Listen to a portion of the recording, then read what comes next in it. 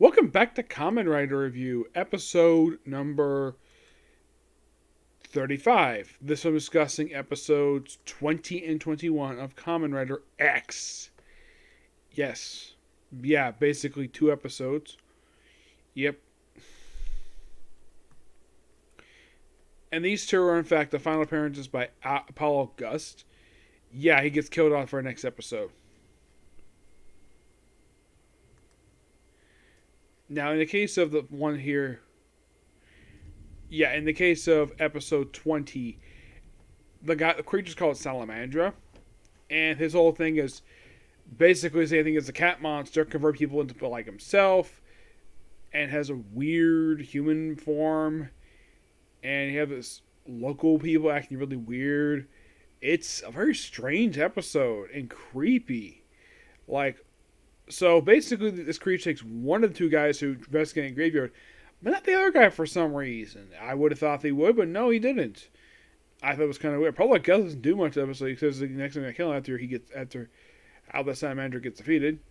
And, well, it's mostly focused on a kid also, where he's been chased by various real-life reptiles like the Komodo dragon, a turtle, an alligator. Yeah, all these reptiles in the episode are, in fact, all real.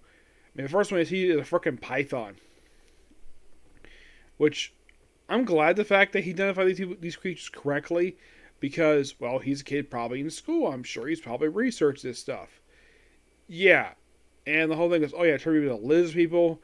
Though the episode itself, you could say, is a retread of the cat one, which was actually not that long ago. Yeah, and then the very next episode, we start off with Apollo Guest, where he's basically just practicing like nobody does at the Apollon Palace. And then he notices something quite weird. He's not his fingers are not working properly when it comes to firing his gun. He has finger paralysis. And according to the way he surmised, after looking through all his targets over the last, I'd say a couple weeks, this only happened 3 days prior to the episode. So he goes to visit the engineer who basically fixed him up. Yeah, he says basically he was brought back. He only had a month to live. Now, this could be a way to say that, that bringing him back maybe was not exactly in the plans. Maybe the reason why they decided to have, him get killed off here, this being his final episode. And this is my personal guess anyways, that maybe the actor really wanted to leave the series. I mean, he had been there since episode 8. Mm-hmm. Yes. And he does eventually get killed off in this episode. Yes, he does. And you might be thinking, does he ever come back? Yes. Yes, he does.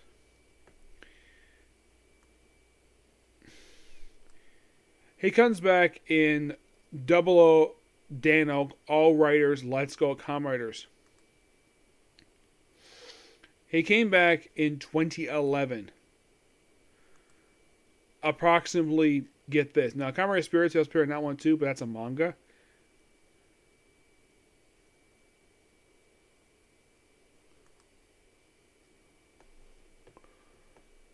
So he came back roughly 37 years later in this one movie, and that was it, Apollo Guest. You're thinking, really? They brought him back for that one movie, and that was it? Yes, that's all true, and yeah, it's weird though he doesn't come back in the Air series. Aside from this one, he's gone.